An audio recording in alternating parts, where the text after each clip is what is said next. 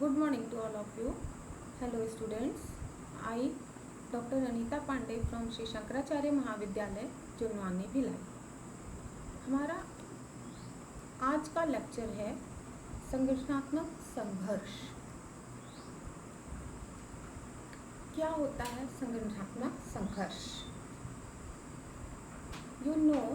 As you know, in any organization, people having different personalities, attitudes, values and views, ideas, skills, thinking and interest work together.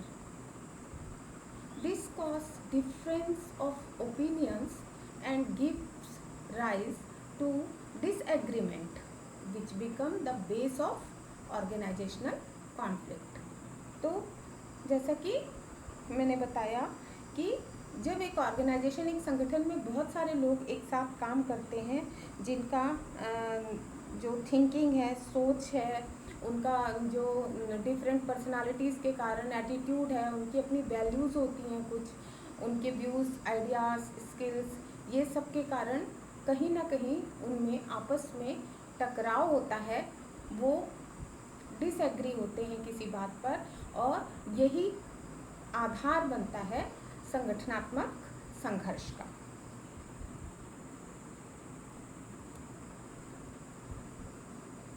So we can define organizational conflict as it is a state of discord caused by the actual opposition of needs, values and interest between people working together. According to S.R. Robinson, a process in which an effort is purposefully made by a person or unit to block another that result in frustrating the attainment of others' goal or furthering his or her interest.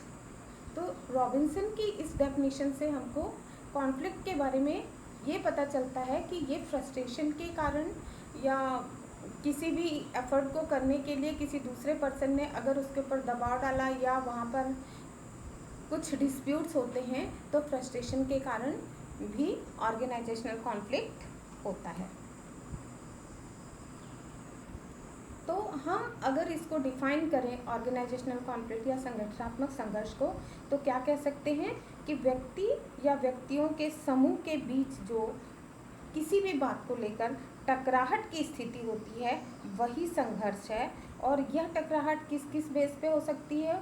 विरोधी opposite विचारों के base पे हो सकती है, values, मूल्यों के, हितों या लक्ष्यों के कारण उत्पन्न हो सकती है। और ये जो संगठनात्मक संघर्ष होता है वह सकारात्मक और नकारात्मक दोनों हो सकता है। यदि संगठनात्मक लक्ष्य, यदि जो संघर्ष किया जा रहा है वो संगठनात्मक लक्ष्य के कारण और कार्य निष्पादन को सुधारने के लिए है, तो ये सकारात्मक या इसको स्वस्थ संघर्ष कहेंगे। और यदि संघर्ष के कारण संगठनात्मक लक्ष्यों की प्राप्ति में बाधा उत्पन्न होती है, तो उसको हम नकारात्मक या अस्वस्थ संघर्ष कहते हैं। अब हम देखते हैं the philosophies of conflict. There are three philosophies: traditional philosophy, behavioural philosophy and interactionist philosophy. पहला है परंपरावादी दर्शन। इसके अनुसार जो ये परंपरावादी जो विचारधारा थी, वो ये मानती थी कि संघर्ष हमेशा ही हानिकारक होता है और इनको हमेशा दूर किया जाना चाहिए। और ये जो विचारधारा थी वो संघर्ष को नकारात्मक दृष्टिकोण से ही देखती थी कि संघर्ष कभी भी अच्छा नहीं होता, इससे हिंसा, अशांति, उपद्रव, विनाश आदि उत्पन्न होते हैं। संगठन के भीतर संघर्ष की उत्पत्ति अगर होती है तो वह इस बात की सूचक होती है कि संगठन की जो कार्यप्रणाली है या जो वहाँ के एम्प्लॉयज़ हैं, कर्मचारी हैं, या वहाँ का जो प्रबंधक है, उनमें कहीं ना कहीं कमी है। दूसरी है व्यवहारवादी विचारधारा या व्यवहारवादी दर्शन।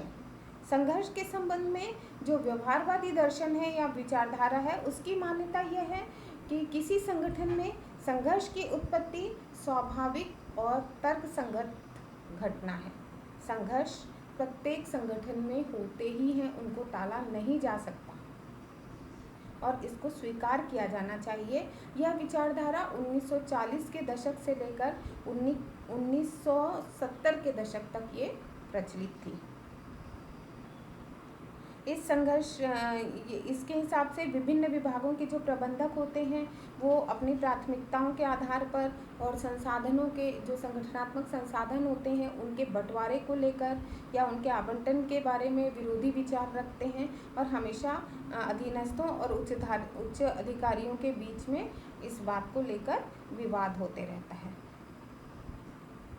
यह थी व्यवहारवादी विचारधारा। अब तीसरी जो विचारधारा है या दर्शन है वो अन्योन क्रियावादी दर्शन है।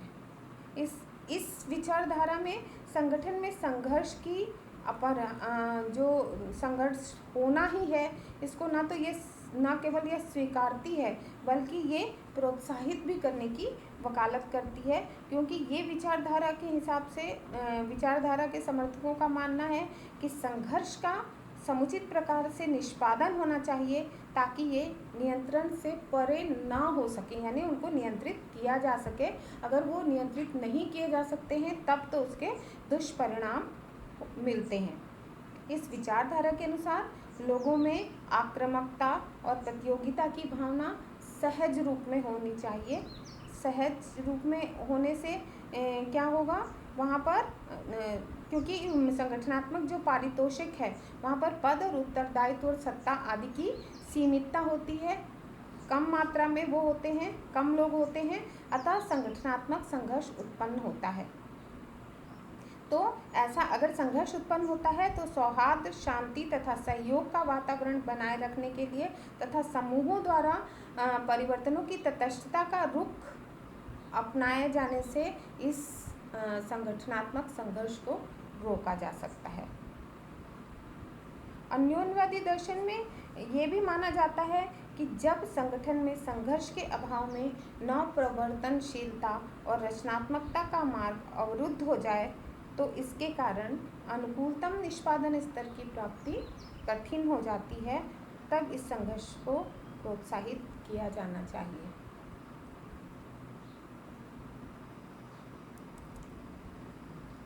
Let's see the types of conflict. Types, संघर्ष के प्रकार।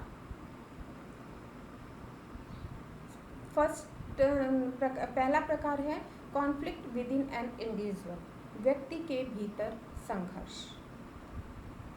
व्यक्ति के भीतर एक पर्टिकुलर व्यक्ति के भीतर अगर संघर्ष होगा तो वह दो मुख्य बातों से जुड़ा हुआ होता है। पहला है कि लक्ष्य को लेकर संघर्ष और दूसरा है भूमिका को लेकर संघर्ष, गोल कॉन्फ्लिक्ट एंड रोल कॉन्फ्लिक्ट। तो व्यक्ति के भीतर संघर्ष, लक्ष्य को लेकर जब संघर्ष होता है तो व्यक्ति के भीतर इसकी उत्पत्ति तब होती है जब सामने दो या दो से अधिक लक्ष्यों को चुनने का विकल्प हो या चुनने की समस्या आती हो कि कौन सा लक्ष्य चुना जाए, तब वहाँ पर कॉन्फ्लिक्ट स्टार्ट हो जाता है। भूमिका को लेकर संघर्ष में होता है व्यक्ति के भीतर, ये तब आता है, ये स्थिति तब उत्पन्न होती है जब वह व्यक्ति जब उस व्यक्ति का व्यवहार और उसकी भूमिका से जुड़ी अपेक्षाएं उसके अनुरूप नहीं होते हैं, तब वह असंतुष्ट होता है और संघर्ष उत्पन्न होता है। सेकेंड इज इंटरपर्सनल कॉन्फ्लिक्ट, व्यक्तियों के बीच संघर्ष। अंतर व्यक्तिगत संघर्ष दो या दो से अधिक व्यक्तियों के बीच में होता है और उनके मध्य होने वाली जो भी अन्योन्य क्रियाएं होती हैं उसी के कारण होता है। इस प्रकार की अन्योन्य क्रियाएं उच्चाधिकारी, हाई मैनेजमेंट जो भी रहता है, और एम्प्लॉइज, क्रियात्मक विशेषज्ञों, पेशेवर कार्मिकों आदि के बीच में हो सकती है। चूँकि किसी संगठन में विभिन्न व्यक्तियों के बीच लंबवत, समतलीय तथा विकर्णीय संबंध पाए जाते हैं, इसी रूप में उनके बीच क्रियाएं भी होती हैं, अन्योन क्रियाएं भी होती हैं, इसलिए अंतर व्यक्तिगत संघर्ष को भी इसी श्रेणी में रखा जाता है। व्यक्तियों के बीच जो अंतर क्रियाओं के दौरान जब किसी व्यक्ति की भावना आहत होती है या उसकी प्रतिष्ठा पर आँच आती है या उसके आत्मसम्मान को धक्का पहुंचता है, तब बड़ी गंभीर स्थिति पैदा होती है, क्योंकि इससे आपसी संबंध बिगड़ते हैं। और कई बार यह भी देखने में आता है कि दो व्यक्तियों के स्वभाव बिल्कुल विपरीत होते हैं, जिससे भी उनमें प्रायः भिड़ंत होती है।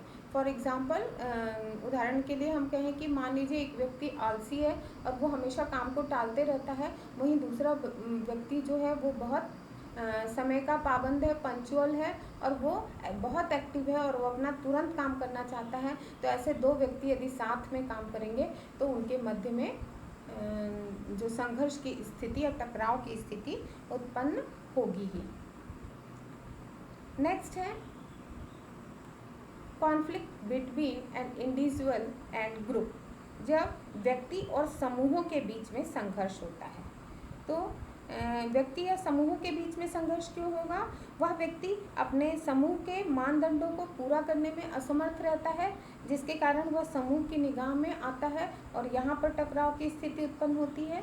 उदाहरण के लिए मान लीजिए कि जैसे दिन प्रतिदिन जो कार्य किए जा रहे हैं, अधिकांश समूहों के अपने विचार और मानदंड होते हैं, वो उसके हिसाब से काम करते हैं। अब यदि कोई व्यक्ति समूहगत उत्पादकता के मानदंड से अधिक काम कर देता है तो भी प्रॉब्लम हो सकती है, और यदि वह कम काम करता है तो भी समस्या उत्पन्न हो सकती है। तब उस ऐसे व्यक्ति पर समूह का दबाव पड़ता है और उसको समूह के द्वारा दंडित भी किया जा सकता है। ऐसी दशा में समूह के अन्य सदस्यों के साथ उस व्यक्ति का संघर्ष शुरू हो जाता है। कहने का मतलब ये है कि यदि कोई व्यक्ति समूह के जो मानदंड हैं उनका अनुपालन नहीं करता है तो समूह से उसका टकराव होता है और हो सकता है कि समूह से उसका त्याग भी कर दिया जाए। Next, conflict between groups within an organisation. समूहों के बीच में किसी संगठन में जो विभिन्न समूह होते हैं उनके बीच का ये संघर्ष है। संगठन में संगठन जो होते हैं वहाँ पर दो प्रकार के समूह हो सकते हैं, औपचारिक और अनौपचारिक। फॉर्मल जो कि विधिवत बनाए जाते हैं, अनौपचारिक जो अपने आप क्रिएट हो जाते हैं। तो समूहगत संघर्ष दो प्रकार के होते हैं। जैसे पहले प्रकार में आएगा, एक ही समूह में विभिन्न व्यक्तियों के मध्य संघर्ष हो सकता है, और दूसरा ये हो सकता है कि अगर वहाँ पे भिन्न भिन्न समूह हैं तो उन समूहों के मध्य संघर्ष। तो समूहगत संघर्ष की दृष्टि से अंतर समूह संघर्ष बहुत ज़्यादा महत्वपूर्ण है। इस प्रकार के संघर्ष में विभिन्न समूहों के मध्य होने वाली जो अन्योन क्रियाएं होती हैं वही इसका कारण होती हैं, और इन समूहों के बीच संबंधों को निर्धारित करने के लिए अनेक घटक भी उसमें विद्यमान होते हैं, जिसके माध्यम से इन समूहों के बीच का तालमेल हट जाता है और टकराव की स्थिति निर्मित होती है। ये कारण हो सकते हैं, जैसे मान लीजिए कि समूहों में लक्ष्यों को प्राप्त करने एवं साधनों में भिन्नता तथा स्पष्टता। दूसरा हो सकता है सीमित साधनों व पारितोषिकों के लिए प्रतिस्पर्धा हो समूहों के सदस्यों के बीच में। तीसरा हो सकता है समूहों के कार्यों में परस्पर निर्भरता। जैसे मान लीजिए कि एक समूह ने अपना काम किया, तब दूसरा समूह, या फॉर एग्जांपल अगर मैं ये बताऊं कि एक क्रय विभाग है, क्रय विभाग रॉ मटेरियल खरीदता है, उसके बाद में उत्पादन विभाग में भेजता है जहाँ पर उसका उत्पादन होता है, उसके बाद उत्पादन होने के बाद फिर वो विक्रय विभाग यानी सेल्स के लिए जाता है। अगर यहाँ पर इन समूहों में, इन तीनों समूहों में अगर समन्वय ना हो, तारतम्य ना हो, तो यहाँ पर टकराव निश्चित है। तो ये समूहों के बीच जो संघर्ष है उसके कारण हम देखते हैं। जैसे मान लीजिए इसके कारण और भी हो सकते हैं, जैसे मान लीजिए कि जो कार्यशील वातावरण है, वहाँ की आदतें, सांस्कृतिक पृष्ठभूमियाँ, जीवन शैलियाँ, पद स्तर आदि में जो तीव्र विषमता होती है वो भी इस टकराव का कारण हो सकता है। व्यक्तिगत पसंद नापसंद, ईर्ष्या, द्वेष, अहंकार, पूर्वाग्रह ये भी कारण हो सकते हैं। और समूहों के बीच एक दूसरे पर आधिपत्य स्थापित करना कि हम महान हैं या हम अच्छे हैं, हम उनसे बेटर हैं, ये भावना जहाँ पर आती है वहाँ भी टकराव की स्थिति निश्चित ही उत्पन्न होती है। अधिकार सत्तात्मक भूमिका और संप्रेषण प्रतिमानों की विसंगतियाँ। कई बार कई ऑर्गेनाइजेशंस में देखा जाता है कि जो संप्रेषण प्रतिमान है उसकी बहुत सारी विसंगतियाँ होती हैं, जिसकी वजह से जो कुछ बोला जाता है उसको लोग अर्थ का अनर्थ हो जाता है। तो यहाँ पर बहुत सारे टकराव इसीलिए उत्पन्न होता है मिसअंडरस्टैंडिंग के कारण। नेक्स्ट है ऑर्गेनाइजेशनल कॉन्फ्लिक्ट। ऑर्गेनाइजेशनल कॉन्फ्लिक्ट में जो ऑर्गेनाइजेशन के भीतर जितने लोग भी काम करते हैं वहाँ पर हमने देखा कि एक व्यक्ति के मध्य संघर्ष हो सकता है, एक व्यक्ति और समूह के मध्य संघर्ष हो सकता है, दो समूहों के बीच संघर्ष हो सकता है। अब ये जो संगठनात्मक संघर्ष की संरचना है उसमें उसके कारण भी संघर्ष होता है, जिसको कि हम आगे पढ़ेंगे।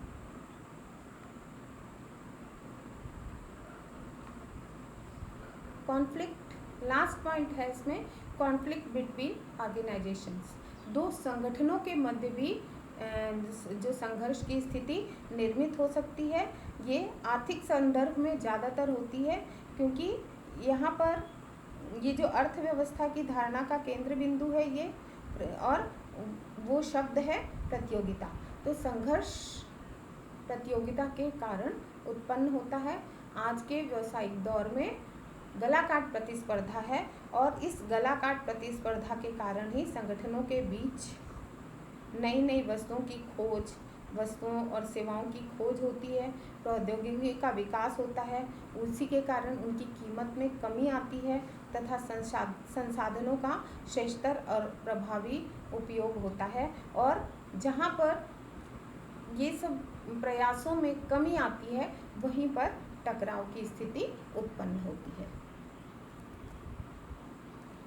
तो अब हम देखते हैं कि ऑर्गेनाइजेशनल कॉन्फ्लिक्ट जो है उसका वो कितने प्रकार से, कितने वर्गों में रखा जा सकता है। जो ऑर्गेनाइजेशनल कॉन्फ्लिक्ट है वो जनरली 4 वर्गों में विभाजित किया जा सकता है।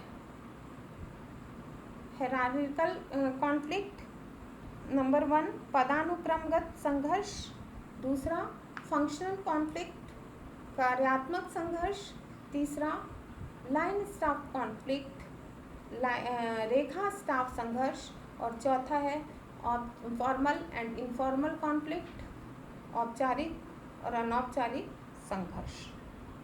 तो पदानुक्रम संघर्ष में इस प्रकार का ये जो किसी संगठन में इस प्रकार का संघर्ष वहाँ के विभिन्न स्तरों में पाया जाता है। फॉर एग्जाम्पल संचालक मंडल और शीर्ष प्रबंध के बीच संघर्ष हो सकता है, मध्यम वर्गीय प्रबंध और निम्न वर्गीय प्रबंध के बीच संघर्ष हो सकता है, या प्रबंधकों और श्रमिकों के बीच संघर्ष हो सकता है।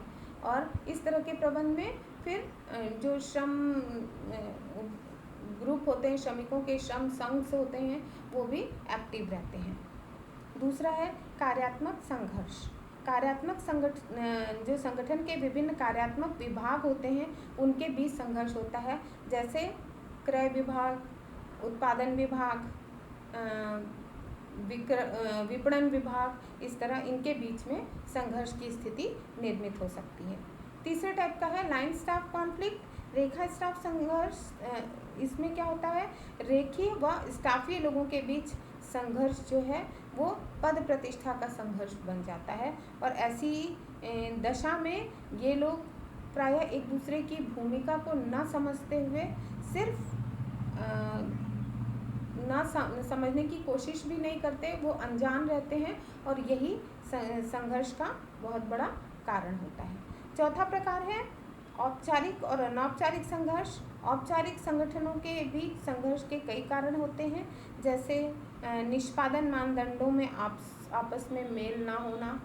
इससे क्या होता है, संघर्ष की नौबत आ जाती है।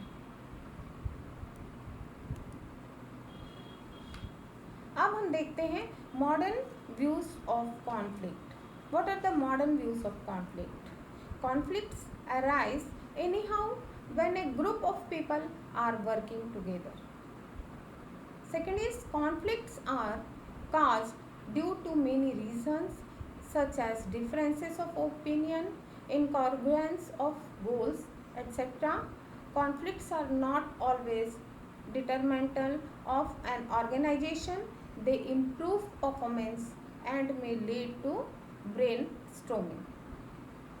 Management is responsible for managing the conflicts in such a way that they lead to betterment of an organization, and for goal congruence and their achievements, management is required to balance conflicts. In Hindi, पुराने विचार जो थे वो ये कहते थे कि संघर्ष से दूर रहना चाहिए, और पुराने विचार के हिसाब से जो संघर्ष होते थे वो हमेशा हानिकारक होते थे। संगठन में संगठनात्मक संरचना की रूपरेखा और संगठन को प्रतिबंधित करने में कर्मचारियों के कारण ही संघर्ष होते थे। संघर्ष संगठन को अस्त व्यस्त कर देता था। संघर्ष का कई बार नतीजा होता था हड़ताल या तालाबंदी। संघर्ष का कार्य जो प्रबंध था उसका कार्य संघर्ष को दूर करना होता था, और संगठन में अनुकूलतम निष्पादन के लिए संघर्षों की समाप्ति आवश्यक है, यह माना जाता था पुरानी विचारधारा के अनुसार। परंतु आधुनिक विचारधारा कहती है कि संघर्ष तो अवश्यंभावी है, यानी कि संघर्ष तो होगा ही, क्योंकि जहाँ पर चार बर्तन रहते हैं वहाँ पर खटक तो होगी ही। ये कहा जाता है, ये कहावत है कि चार बर्तन हैं तो खटकेंगे ही। तो चार तरह के लोग, अलग अलग विचारधाराओं के लोग अगर साथ में काम करेंगे तो उनमें टकराव संभव है।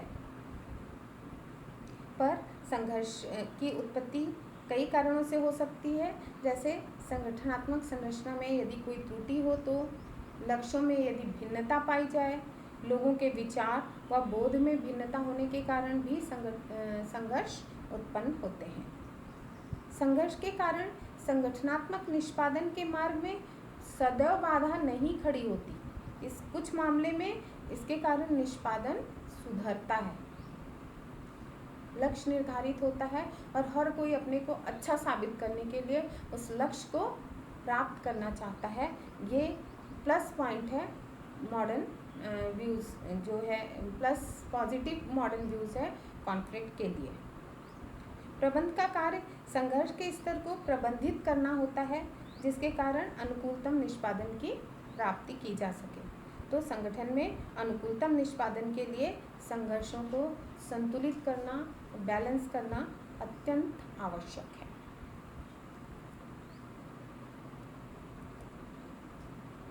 अब हम देखेंगे कि जो क्या बेस हैं, जो संगठन में जो भी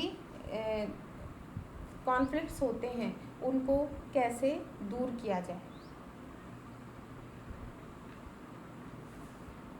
इसका समाधान क्या है? तो संघर्ष के संबंध में एक प्रश्न उठता है कि क्या यह सिर्फ दुष्परिणामों को जन्म देता है, या कुछ दशाओं में या संगठन के लिए इसकी क्रियागत उपयोगिता भी है। तो हम ये पाते हैं कि आधुनिक विचारधारा के अनुसार कि कुछ मामलों में इसकी क्रियागत उपयोगिता है, लेकिन जो संगठन के संघर्ष के सकारात्मक पहलू हैं वो ये हो सकते हैं कि संघर्ष व्यक्ति, समूह और समूचे संगठन के लिए एक उपयोगी साधन बन सकता है।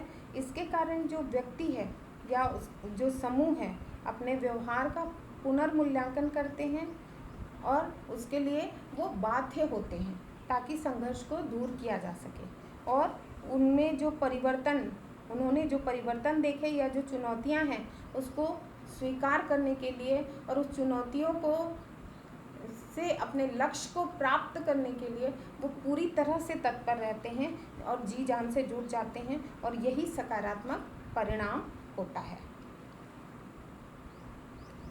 तो संघर्ष का प्रबंध करना अति आवश्यक है, क्योंकि किसी ऑर्गेनाइजेशन में यदि संघर्ष लंबे समय तक चलता है तो वह हानिकारक है, और मैनेजमेंट जो है, टॉप लेवल मैनेजमेंट, वो इस संघर्ष को दूर करती है। अब हम देखते हैं कि वो संघर्ष समाधान के लिए क्या क्या उपाय किया जा सकता है। Ways for resolution of conflicts, to solve problems, to set superordinate goals, arrangement for compromising, expansion of resources and facilities, removing conflict by using force to avoid conflict, smoothing conflict, comforting conflict, and changes in information technology। जो सबसे पहला है कि conflict होने पर समस्या का हल निकालना। क्या कारण है, किस कारण, गलतफहमी के कारण समस्या उत्पन्न हुई है, या छोटी मोटी जो समस्याएं हैं उनको कैसे दूर किया जाए, उनका क्या समाधान है, यह सबसे बड़ा उपाय है। दूसरा, परम कोटि लक्ष्यों का निर्धारण, setting of super ordinate goals. ये क्या होता है? जो परम कोटि लक्ष्य मतलब अति मूल्यवान लक्ष्य है, जिससे कि प्राप्त करने के लिए विभिन्न पक्षों के समर्थन और सहयोग की आवश्यकता पड़ती है। और जैसे मान लीजिए कि कोई संगठन इतनी बुरी दशा में है, या उसकी जो इस संघर्ष के कारण वहाँ पर काम नहीं हो पा रहा है, संगठन बुरी दशा में है, तो यहाँ पर एक उच्च कोटि का लक्ष्य है कि संगठन को बचाना है और उसको उन्नति के शिखर पर पहुंचाना है। इस बात से वहाँ के कर्मचारियों को प्रेरित करें ताकि उनका ध्यान छोटे मोटे झगड़ों से हटकर ये जो अति मूल्यवान या उच्च कोटि का लक्ष्य निर्धारित किया गया है उसकी ओर जाए। संगठन के अस्तित्व का प्रश्न जब अहम बन जाता है तो हड़ताल या तालाबंदी जैसी क्रियाएं रोकी जा सकती हैं। नेक्स्ट है एग्रीमेंट्स फॉर कॉम्प्रोमाइजिंग। एग्रीमेंट्स कुछ जो कॉम्प्रोमाइज़ करना, समझौते की व्यवस्था करना, जो भी संघर्ष करने वाले पक्षकार हैं उनके आपसी समझौता कराने की व्यवस्था की जानी चाहिए। उसके बाद में संसाधनों और सुविधाओं का विस्तार किया जाना चाहिए। उच्च अधिकारियों द्वारा अपनी शक्ति का प्रयोग करके संघर्ष को दूर करने की कोशिश करनी चाहिए, उनको फोर्स करना चाहिए। उच्च अधिकारी ऐसा कर सकते हैं। संघर्ष न रहने का दावा कर इसे उपेक्षित करना चाहिए या इसे अवॉइड करना चाहिए। ये कम्युनिकेशन के द्वारा पॉसिबल है कि लोगों को अच्छे से कम्युनिकेट किया जाए, लेकिन यहाँ पर ज़रूरी है कि कम्युनिकेशन इफ़ेक्टिव हो।